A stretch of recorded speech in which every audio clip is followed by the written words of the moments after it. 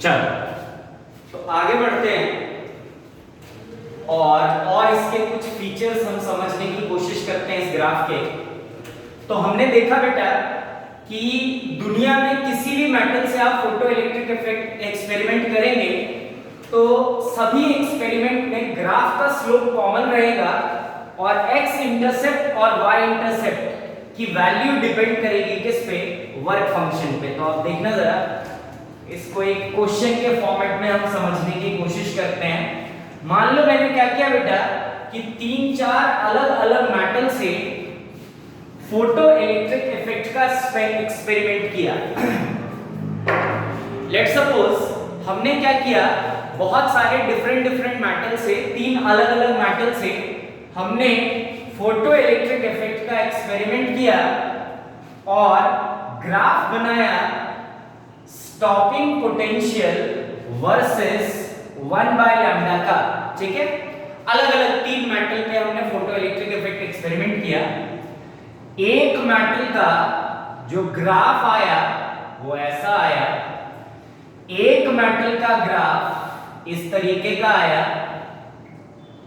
इस तरीके से, और एक मेटल का ग्राफ इस तरीके से आया। ठीक है, क्लियर हुआ? 3 अलग-अलग मेटल है। ये मान लो मेटल सरफेस 1 का एक्सपेरिमेंट, ये मेटल सरफेस 2 का एक्सपेरिमेंट, ये मेटल सरफेस 3 का एक्सपेरिमेंट। तो आप सबको दिख रहा होगा बेटा, इसका जो x इंटरसेप्ट है और y इंटरसेप्ट है ये y1, इसका जो x इंटरसेप्ट है इसको x2 मान लेते हैं और y इंटरसेप्ट को मान लेते हैं y2, इसका x इंटरसेप्ट मान लेते हैं x3 और इसका y इंटरसेप्ट मान लेते हैं y3।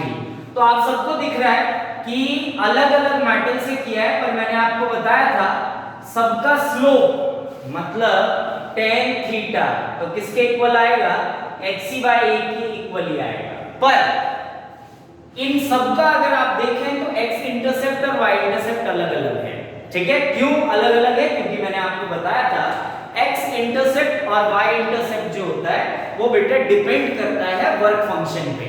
तो अब अगर आप देखें तो जो सबसे दूर आया है, जिसका सबसे बड़ा x इंटरसेप्ट आया है, उसी का सबसे बड़ा y इंटरसेप्ट भी आया है। तो इसका मतलब क्या हुआ बेटा कि जैसे जैसे हम ओरिजिन से राइट साइड की तरफ ग्राफ को शिफ्ट करवाते जाते हैं, इसका ये मतलब होता है कि वर्क फंक्शन क्या हो रहा है, धीरे धीरे इंक्रीज हो रहा है। क्योंकि अगर आपको याद हो तो y इंटरसेप्ट जो प्रोपोर्शनल होता है वो फाई के और x इंटरसेप्ट भी प्रोपोर्शनल होता है किसके, फाई के। तो अब इस चीज को भी, इस ग्राफ को बनाने के बाद नोट डाल के लिखेंगे, राइट डाउन नोट, ग्राफ बना ले, उसके बाद हम लिखेंगे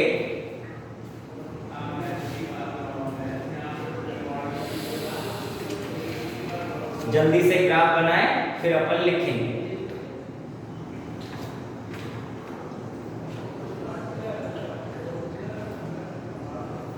Write down as the graph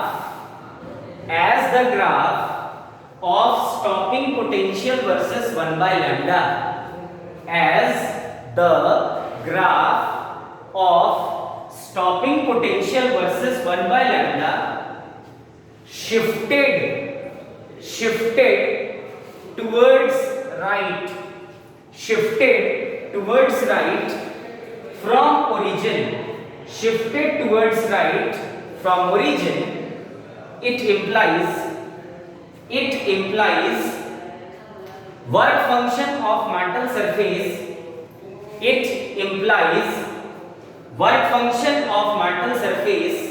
increases, work function of metal surface increases। ठीक है, तो हम याद रखेंगे बेटा कि स्लोप तो सभी एक्सपेरिमेंट में सेम ही आएगा, बट जैसे जैसे ग्राफ ओरिजिन से राइट साइड की तरफ शिफ्ट होगा, समझ जाओ मेटल का वर्क फंक्शन क्या हो रहा है, इंक्रीज हो रहा है। ठीक है, अब हम बनाएंगे ग्राफ स्टॉपिंग पोटेंशियल वर्सेस 1/λ का in terms of electron volt. तो हेडिंग डालेंगे stopping potential, graph of stopping potential stopping potential versus 1 by lambda.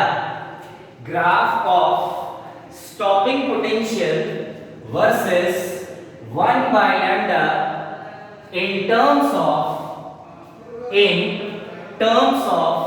electron volt. Graph of stopping potential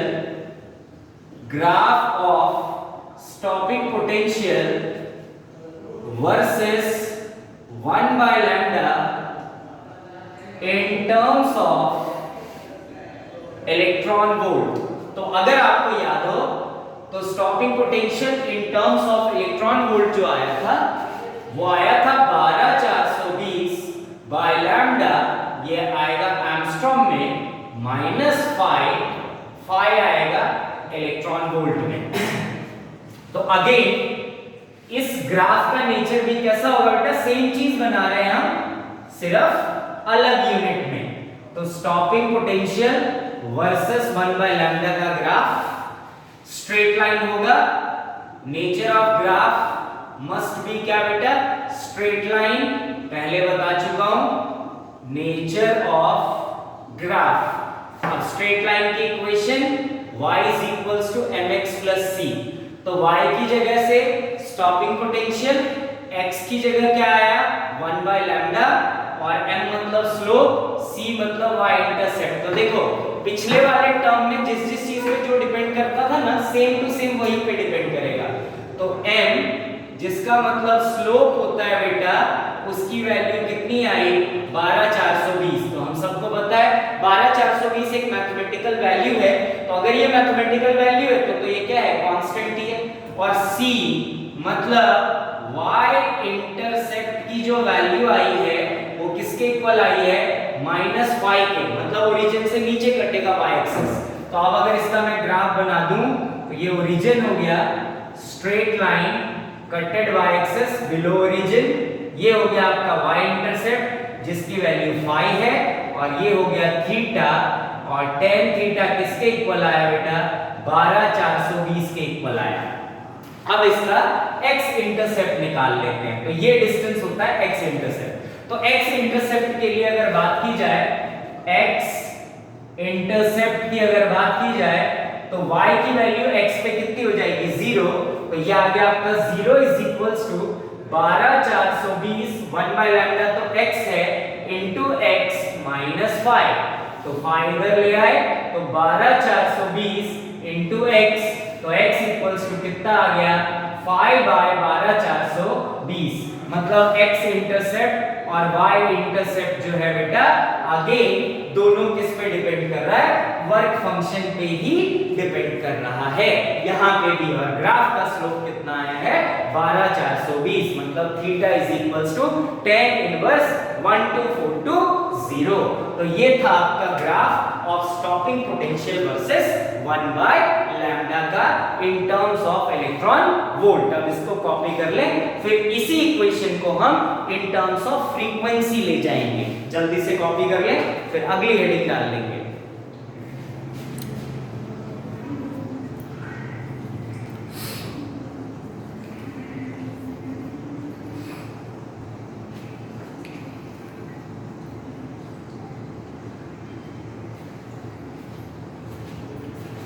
चलो,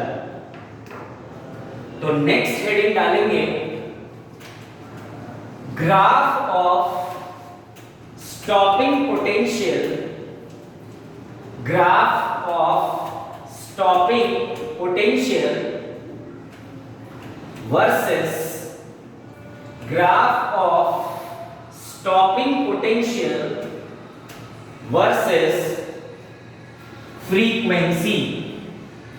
graph of stopping potential versus frequency. Graph of stopping potential versus frequency. देखते हैं क्या relation आता है इसका। Graph of stopping potential versus frequency का। देखो हमारे पास graph of stopping potential versus frequency. अगर आपको रिलेशन याद हो तो स्टॉपिंग पोटेंशियल का जो रिलेशन था hc by lambda e minus phi by e, ये रिलेशन था। हम जो ग्राफ बनाने वाले हैं वो बनाने वाले हैं स्टॉपिंग पोटेंशियल वर्सेस फ्रीक्वेंसी का। अब देखो बेटा, जो c by lambda होता है ना, c by lambda, ये होता है frequency. This is your frequency.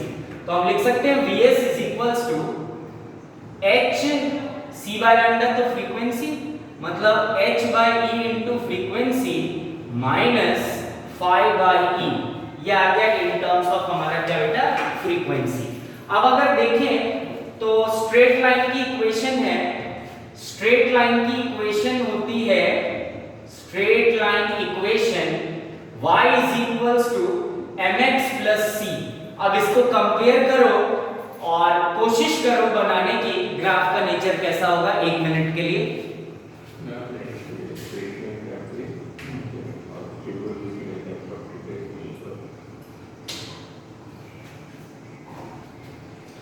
तो देखो, अगर हम बनाएं इसको तो m मतलब स्लोप, और स्लोप की वैल्यू कितनी आई बेटा, h by e।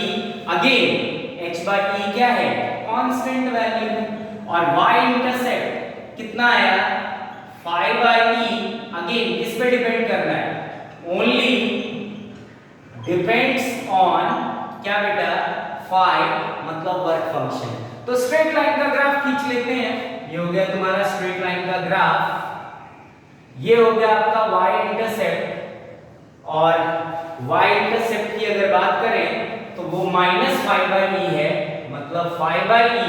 और अगर स्लोप देखा जाए, स्लोप मतलब tan थीटा, तो tan थीटा किसके इक्वल आ रहा है बेटा, h by e के। अगेन स्लोप इस केस में भी क्या आया, कांस्टेंट ही आया। अब अगर मैं x इंटरसेप्ट की वैल्यू निकालूं, x इंटरसेप्ट की, तो x इंटरसेप्ट मतलब ये वाला डिस्टेंस, x एक्सिस वाला डिस्टेंस, y की वैल्यू 0, तो ये हो जाएगा 0 is equals to h by e, frequency मतलब x, minus phi by e।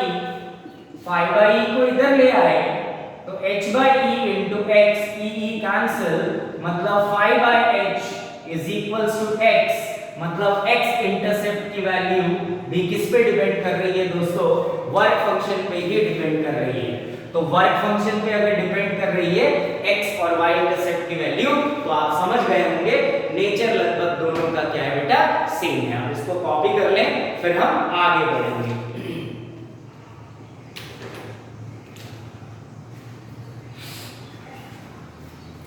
तो अब तक जो हमने पढ़ा वो हम डिस्ट्रक्टिव मेथड के बारे में बातचीत कर रहे थे, मतलब वो इलेक्ट्रॉन्स जो बाहर निकल रहे थे मेटल सरफेस से, उनको हम लोग रोक रहे थे ताकि फोटो इलेक्ट्रिक करंट की वैल्यू हमको कितनी मिले, 0 मिले। अब हम फोटो इलेक्ट्रिक इफेक्ट में कंस्ट्रक्टिव मेथड को ऑप्ट करेंगे, मतलब अब वो जो इलेक्ट्रॉन बाहर निकले बेटा उनको पहुंचाएंगे, आगे बढ़ाएंगे उनको, ताकि हमें फोटो इलेक्ट्रिक करंट की वैल्यू क्या हो, मिले। ठीक है, तो अब हेडिंग डालेंगे बेटा constructive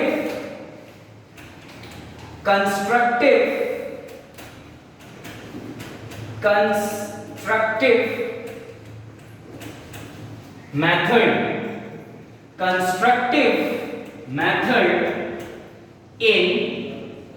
in photoelectric effect, constructive method in photoelectric effect, constructive method in photoelectric effect।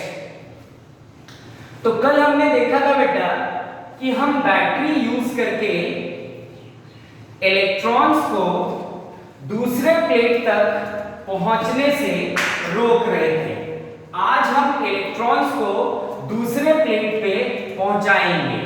ठीक है, तो कल हम अगर रोक रहे थे डिस्ट्रक्टिव मेथड में, तो हमने फोर्स अपोजिट डायरेक्शन में लगाया था, आज हमको पहुंचाना है तो हम फोर्स उसी डायरेक्शन में लगाएंगे जिस डायरेक्शन में उसको भेजना है। ठीक है, तो देखो हमारे पास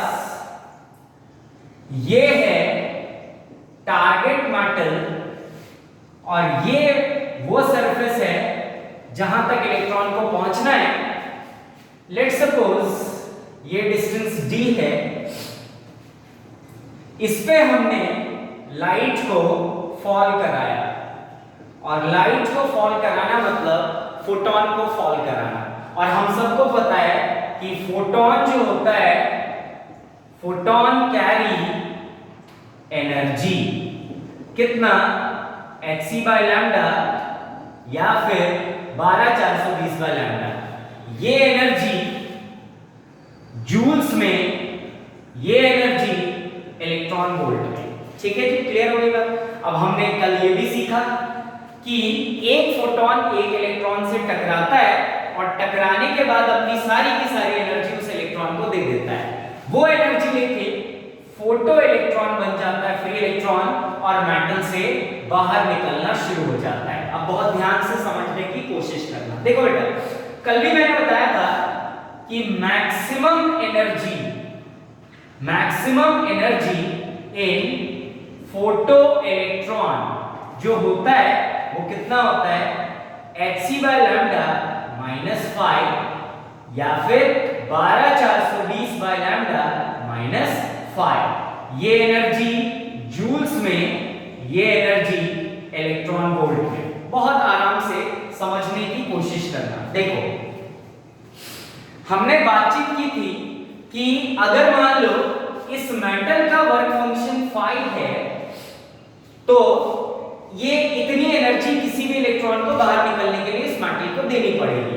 तो अगर इलेक्ट्रॉन के पास, फोटोन ने अपनी सारी एनर्जी दे दी hc बाय लैम्डा, तो अब फ्री इलेक्ट्रॉन के पास एनर्जी आ गई hc बाय लैम्डा, वो बाहर निकला, फाई नाम की एनर्जी मेटल को दी, तो बची कितनी energy, hc by lambda minus 5।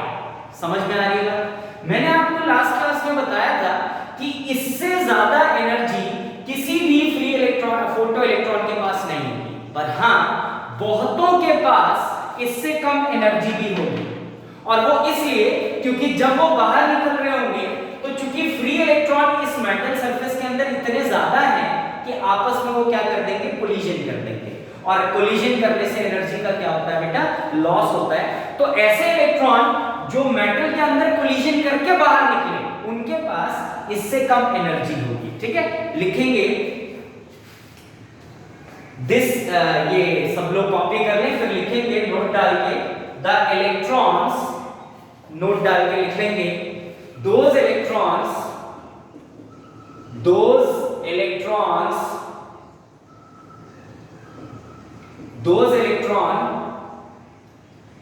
which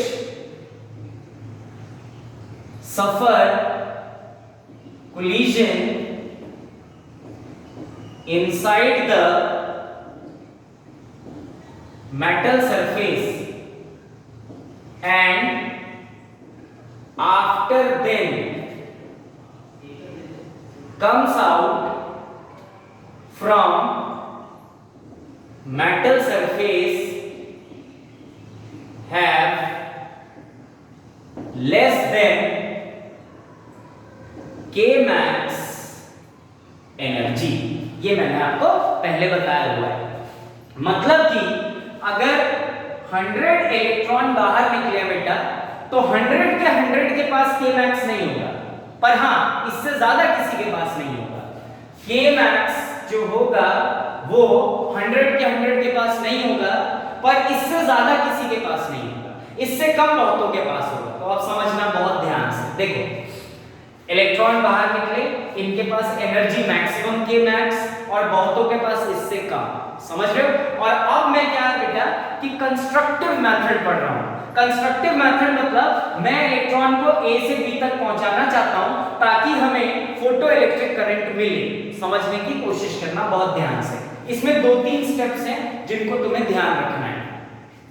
हम चाहते हैं कि इलेक्ट्रॉन A से B तक पहुंचे। क्यों पहुंचेगा? तो हमें फोटो इलेक्ट्रिक करंट मिलेगा। मान लो मैंने 100 इलेक्ट्रॉन बाहर निकाल दिए, 100 फोटॉन्स 100 फोटॉन्स गिराए और 100 इलेक्ट्रॉन्स बाहर निकल गए। सभी के सभी इलेक्ट्रॉन्स के पास इतनी एनर्जी नहीं होगी, बहुतों के पास इससे कम होगी, पर यह तय हो गया कि इससे ज्यादा किसी भी इलेक्ट्रॉन के पास एनर्जी नहीं होगी। तो मान लो 100 इलेक्ट्रॉन्स निकले। अब ये एक फोटो इलेक्ट्रिक इफेक्ट का सेटअप है जिसमें ये मैक्सिमम वैल्यू है, मैक्सिमम वैल्यू। अब सोचो एक ऐसा सेटअप जिसका एक मैक्सिमम वैल्यू है k max, ठीक है, इलेक्ट्रॉन का k max मैक्सिमम वैल्यू है। मान लो 100 इलेक्ट्रॉन निकले थे, इसमें से 20 के पास k max है और रेस्ट 80 के पास लेस देन k max है, लेस देन k max है, ठीक है बेटा, क्लियर। और हम चाहते हैं कि सारे के सारे इलेक्ट्रॉन b तक पहुंचे, क्योंकि जितने ज्यादा इलेक्ट्रॉन b तक पहुंचेंगे, फोटो इलेक्ट्रॉन जितने ज्यादा b तक पहुंचेंगे बेटा, उतना ज्यादा फोटो इलेक्ट्रिक करंट का मैग्नीट्यूड बढ़ेगा, ठीक है, क्लियर हो रही बात, क्योंकि इलेक्ट्रॉन ज्यादा ट्रैवल हुए। तो अगर इलेक्ट्रॉन ज्यादा ट्रैवल हुए तो फोटो इलेक्ट्रिक करंट हमें क्या मिलेगा, ज्यादा मिलेगा। क्लियर हो रही है बात सबको। तो हमने कहा यार कि 20 इलेक्ट्रॉन के पास तो k max है। अब सोचो ये एक सेटअप है जिस सेटअप में मैक्सिमम k max वैल्यू है। अब उन्हीं को अगर हम बाहर से कोई मदद पहुंचाएं तो क्या फिर फायदा होगा इसका? तो होता क्या है बेटा, ऐसे इलेक्ट्रॉन्स, ऐसे फोटो इलेक्ट्रॉन्स जिनके पास k max के बराबर की एनर्जी होती है, वो b तक अपने आप पहुंच जाते हैं, उनको बाहर से किसी एक्सटर्नल फोर्स की जरूरत नहीं पड़ती। क्यों? क्योंकि इस सेटअप में ये मैक्सिमम एनर्जी है। तो हम इसको लिखेंगे, write down those photo electrons which carry k max energy does not need any external help in form of potential to reaches at terminal B, at terminal B to define photo electric current. क्या लिखा मैंने बेटा, those photo electrons which carry k max energy does not need any external help in form of potential to reach at terminal B to define photoelectric current। मतलब ऐसे photo electron बेटा जिनके पास k max के बराबर की energy होती है, उनको b तक पहुंचने के लिए बाहर से किसी हेल्प की जरूरत नहीं पड़ती है, वो अपने आप पहुंच जाते हैं। और हेल्प हम बैटरी लगा के करते हैं, जैसे हमने बैटरी लगा के रोका था, फोटो इलेक्ट्रिक करंट को जीरो किया था, वैसे ही फोटो इलेक्ट्रिक करंट को बढ़ाने के लिए भी हम क्या करते हैं बेटा, बैटरी का इस्तेमाल करते हैं। तो आप समझ लो, मान लो तुमने 100 फोटो इलेक्ट्रॉन्स निकाले, जिसमें से 20 के पास k max था, एनर्जी कितना था उसका, k max था, मतलब hc/λ -5 था, वो तो अपने आप पहुंच जाएंगे, उनको किसी एक्सटर्नल सोर्स की जरूरत नहीं है। पर सोचो अगर सिर्फ 20 इलेक्ट्रॉन्स ही b तक पहुंचे तो फोटो इलेक्ट्रिक करंट का मैग्नीट्यूड बहुत कम होगा, बहुत कम करंट मिलेगा। क्यों? क्योंकि जितने ज्यादा इलेक्ट्रॉन ट्रैवल करेंगे उतना ज्यादा हमें क्या मिलता है, करंट मिलता है। तो हम क्या करते हैं बेटा, हमें k max जिनके पास एनर्जी है उनके लिए तो कुछ सोचना ही नहीं है, वो तो अपने आप ही पहुंच जाएंगे। क्यों अपने आप पहुंच जाएंगे? क्योंकि इस प्रोसेस में ही k max एनर्जी क्या है, मैक्सिमम है। हमें सोचना ऐसे इलेक्ट्रॉन्स के बारे में है जिनके पास एनर्जी k max से क्या है बेटा, कम है, k max से जिनके पास कम एनर्जी है। तो k max से कम एनर्जी जिन इलेक्ट्रॉन्स के पास है, फोटो इलेक्ट्रॉन्स के पास, उनकी संख्या मान लो 80 है। 20 तो कैरी कर रहे थे k max, अपने आप पहुंच गए, अब पीछे बचे 80। अब इस 80 को पहुंचाना है, 80 इलेक्ट्रॉन्स को पहुंचाना है। तो अगर 80 इलेक्ट्रॉन्स को पहुंचाना है, यहां लिख लेंगे those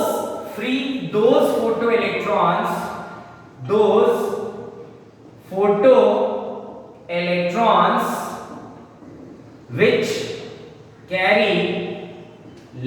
then K max energy need external source in form of help to define photo electric current. देखो जिनके पास K max था वो तो अपने आप पहुंच गए, पर जिनके पास एनर्जी K max से कम है वो जब तक B तक नहीं पहुंचेंगे तब तक फोटो इलेक्ट्रिक करंट नहीं मिलेगा। तो उनको B तक पहुंचाने के लिए, ताकि वो हमें फोटो इलेक्ट्रिक करंट दे, हम क्या करेंगे, एक्सटर्नल सोर्स की मदद लेंगे। और यहां जो एक्सटर्नल सोर्स होता है बेटा वो क्या होती है, बैटरी होती है। तो अब ध्यान से समझना, पिछले केस में हमने बैटरी से फोटो इलेक्ट्रिक करंट को रोक रहे थे, इस केस में हम बैटरी की मदद से फोटो इलेक्ट्रिक करंट का मैग्नीट्यूड इंक्रीज करेंगे। तो ये हो गया हमारे पास A टर्मिनल, ये हो गया B टर्मिनल A B, ये डिस्टेंस लेट सपोज है D, और ये टारगेट मेटल, इस पे हमने फोटोन को फॉल कराया और मान लो 100 इलेक्ट्रॉन्स निकाले, जिसमें से 20 इलेक्ट्रॉन्स पहुंच गए, पीछे बचे 80। अब ये जो 80 इलेक्ट्रॉन्स हैं, इन 80 इलेक्ट्रॉन्स के पास एनर्जी K मैक्स से कम है, तो अब इन सबको हेल्प की जरूरत है ताकि ये पहुंच पाए, मतलब फोर्स लगाएंगे हम। तो अगर फोर्स लगाना है बेटा इलेक्ट्रॉन पे, तो समझना हमें B तक पहुंचाना है, मतलब फोर्स का डायरेक्शन इस तरफ होना चाहिए, और फोर्स कितना होता है, F = QE। समझ रहे हैं बात को? तो अगर इस तरफ पहुंचाना है तो इलेक्ट्रिक फील्ड अब किस तरफ होना चाहिए, अपोजिट, मतलब B टर्मिनल पॉजिटिव और A टर्मिनल क्या बेटा, नेगेटिव। और ये पोटेंशियल अब क्या कर रहा है बेटा, इलेक्ट्रॉन्स को पहुंचा रहा है, फोटो इलेक्ट्रॉन्स को पहुंचा रहा है, तो वो रोक रहा था, तो उसको हमने कहा था स्टॉपिंग पोटेंशियल। ये पहुंचा रहा है तो इसको हम कहते हैं बेटा हेल्पिंग पोटेंशियल। तो आप देखो, बहुत ध्यान से समझने की कोशिश करना। मान लो 80 इलेक्ट्रॉन्स को हमें एक्सटर्नल फोर्स की जरूरत है पहुंचाने के लिए, तो यार ये जो 80 के 80 हैं, इन सबके पास K मैक्स से कम एनर्जी होगी, पर ये नहीं पता कितनी कितनी होगी, पर ये जरूर पता है कि K मैक्स से एनर्जी क्या है, कम है। किसी के पास बहुत कम होगी, किसी के पास थोड़ी कम होगी, अलग अलग सीक्वेंस में। मान लो अगर K मैक्स की value let suppose mathematically 5 joule है, तो जो 80 इलेक्ट्रॉन्स हैं जिनके पास 5 जूल से क्या होगी, कम, किसी के पास हो सकता है 1 जूल हो, किसी के पास हो सकता है 2 जूल हो, किसी के पास 3 जूल हो, किसी के पास 4 जूल हो, पर 5 जूल से कम है, ये हमको समझ में आ गया। और ऐसे इलेक्ट्रॉन को अगर B तक पहुंचाना है तो हमने एक्सटर्नल बैटरी की मदद ली, जिसने इलेक्ट्रिक फील्ड बनाया, जिसकी हेल्प से अब इन पे क्या लगने लग गया, फोर्स, और फोर्स का magnitude F = QE, Q actual में E होता है, तो F = कितना, EE, ये फोर्सेस पे लगने लग गया। समझना बात को ध्यान से। मान लो 80 इलेक्ट्रॉन पे हम फोर्स लगा रहे हैं, मैंने क्या किया, सबसे पहले 1 वोल्ट की बैटरी लगाई। समझना बात को बहुत ध्यान से, हमने 1 वोल्ट की बैटरी लगाई, इस 80 में से मान लो 20 इलेक्ट्रॉन और पहुंच गए, तो जरा सा फोटो इलेक्ट्रिक करंट बढ़ जाएगा, क्योंकि 20 तो पहले ही पहुंचे थे जिनके पास K मैक्स एनर्जी थी, 20 और पहुंच गए, तो 20 और पहुंचे तो फोटो इलेक्ट्रिक करंट की वैल्यू क्या हो गई, थोड़ी और इंक्रीज हो गई। अब पीछे कितने बचे बेटा, 70। मैंने कहा यार 1 वोल्ट लगाने से सिर्फ 20 ही पहुंचे, 1 वोल्ट से और बढ़ा देते हैं और फोर्स लगाते हैं। तो फोर्स को बदलने के लिए क्या करना पड़ेगा, इलेक्ट्रिक फील्ड बढ़ाना पड़ेगा, और इलेक्ट्रिक फील्ड बढ़ाने के लिए क्या बढ़ाना पड़ता है, पोटेंशियल बढ़ाना पड़ता है। क्यों, क्योंकि force is proportional to electric field and electric field is proportional to potential. मैंने 2 वोल्ट बैटरी लगा दी, मान लो 20 और पहुंच गए, 60 बचे, 80 में से 20 और पहुंच गए, तो पहुंचे 20 और 2 वोल्ट पोटेंशियल लगा के, तो थोड़ा और फोटो इलेक्ट्रिक करंट इंक्रीज हो गया। अब पीछे कितने बचे बेटा, 40 इलेक्ट्रॉन्स। मैंने कहा यार और पोटेंशियल बढ़ाते हैं, और फोटो इलेक्ट्रिक करंट चाहिए, और फोटो इलेक्ट्रिक करंट चाहिए, मतलब और फोटो इलेक्ट्रॉन को पहुंचाना है, और फोटो इलेक्ट्रॉन को पहुंचाना है, मतलब और पोटेंशियल इंक्रीज करना है। मैंने क्या किया, 3 वोल्ट की बैटरी लगा दी। अब मान लो 40 में से 20 और पहुंच गए बेटा, 20 इलेक्ट्रॉन और पहुंच गए, तो थोड़ा और फोटो इलेक्ट्रिक करंट बढ़ा। हमने कहा थोड़ा और बढ़ाते हैं, मैंने क्या किया 3 की जगह 4 वोल्ट की बैटरी लगा दी। तो 4 वोल्ट की बैटरी लगाते ही जो 20 इलेक्ट्रॉन्स बचे थे वो 20 इलेक्ट्रॉन्स भी पहुंच गए 4 वोल्ट पे। अब हमारे पास यहाँ पे सारे के सारे इलेक्ट्रॉन पहुंच गए, मतलब अब यहाँ 0 इलेक्ट्रॉन, कोई इलेक्ट्रॉन नहीं बचा है। अब समझना 4 वोल्ट तक जितने भी फोटो इलेक्ट्रॉन निकले थे बेटा, उन सबको तुमने फोर्स लगा लगा के बैटरी का पोटेंशियल धीरे धीरे इंक्रीज कर करके तुमने फोर्स लगा लगा के सबको पहुंचा दिया। तो जब आपने सबको पहुंचा दिया तो फोटो इलेक्ट्रिक करंट का मैग्नीट्यूड बढ़ा। अब यहाँ पे 0 इलेक्ट्रॉन है, तो अब सोचो कि अगर तुम 4 वोल्ट के बाद और करंट बढ़ाना चाहते हो और फोटो इलेक्ट्रिक करंट बढ़ाना चाहते हो और तुमने यहाँ 5 वोल्ट की बैटरी लगा दी, तो अब बैटरी तो लगा दी पर यहाँ पर इलेक्ट्रॉन ही नहीं है जो यहाँ पहुंचे ताकि फोटो इलेक्ट्रिक करंट बढ़े।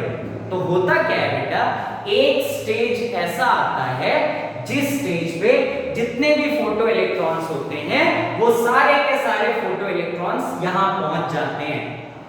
अब जब यहाँ सारे पहुंच गए तो अब तुम बैटरी को कितना भी बढ़ाते रहो कोई फर्क नहीं पड़ेगा। अब तुम्हारी फोटो इलेक्ट्रिक करंट की वैल्यू क्या हो जाएगी, कांस्टेंट हो जाएगी। क्यों? क्योंकि जितने भी फोटो इलेक्ट्रॉन निकाले थे तुमने, भाई निकालोगे तभी तो बैटरी बदल के फोर्स लगा के कोई फायदा होगा। अब जब जितने निकले थे वो सारे के सारे पहुंच गए तो बैटरी के बदलने से थोड़ी करंट बढ़ पाएगा। क्यों? क्योंकि अब कोई फोटो इलेक्ट्रॉन पीछे बचा ही नहीं, और जब फोटो कोई इलेक्ट्रॉन पीछे नहीं बचा बेटा तो फोर्स किस पे लगेगा और कौन पहुंचेगा, कोई जिस पे लगेगा वो तो चाहिए ना यार। ठीक है, हम बैटरी बदल बदल के फोटो इलेक्ट्रिक करंट की वैल्यू को इंक्रीज कर रहे हैं, पर वो तब पॉसिबल है जब यहाँ फोटो इलेक्ट्रॉन हो। जब आपने सारे के सारे फोटो इलेक्ट्रॉन्स को 4 वोल्ट पोटेंशियल पे पहुंचा दिया तो अब कोई फोटो इलेक्ट्रॉन बचा ही नहीं, और जब कोई फोटो इलेक्ट्रॉन नहीं बचा बेटा तो फोर्स किस पे लगेगा, तो फोर्स लगने के लिए तो कोई है ही नहीं। तो हमने कहा एक ऐसा टाइम आता है जब सारे के सारे फोटो इलेक्ट्रॉन बी तक पहुंच के फोटो इलेक्ट्रिक करंट डिफाइन करते हैं। उस सिचुएशन के बाद थोड़ा भी फोटो इलेक्ट्रिक करंट इंक्रीज नहीं होता, वो पॉइंट जहां पे no further increase in photoelectric current हो जाता है। कितना भी पोटेंशियल बढ़ाते जाओ पर यहां जितने भी इलेक्ट्रॉन पहुंचने थे वो पहुंच गए, अब करंट नहीं बढ़ रहा है। उस सिचुएशन को कहते हैं saturated current. Saturated current, that situation is called saturated current. उसको हम आगे डील करेंगे, समझ में आ गई बात। तो अब इसका मैथमेटिकल एक्सप्लेनेशन देखते हैं। तो F is equals to E, तो वर्क डन निकाल लें in terms of joule. Work done in terms of joules, या वर्क डन सिर्फ लिख लेते हैं, work done by electric force. तो work done is equals to formula FD cos theta. आप देखो फोर्स भी इधर, डिस्प्लेसमेंट भी इधर, तो थीटा की वैल्यू कितनी हो जाएगी बेटा 0। तो work done is equals to E into D into cos 0। तो work done is equals to कितना आ गया E into D, और E into D V होता है, तो work done is equals to कितना आ गया E into V। अब याद रखना ये V जो है वो पोटेंशियल है, ये किस में आया, इन टर्म्स ऑफ जूल्स। अब अगर हम निकालें work done in terms of electron volt तो क्या मिल जाएगा, डिवाइडेड बाय E। तो वर्क डन किसके इक्वल आ जाएगा, बैटरी के पोटेंशियल के, potential of the battery. Clear बात। अब हम यहाँ पे क्या करेंगे बेटा, वर्क एनर्जी थ्योरम लगाएंगे। तो write down by work energy theorem, by work energy theorem. क्या होता है work energy theorem, work done bye all the forces acting on a single particle will change its kinetic energy, change its kinetic energy। तो by work energy theorem, by work energy theorem क्या हो जाएगा, work done by all force will change its kinetic energy। ये in terms of joules चल रहा है बेटा, तो देखते हैं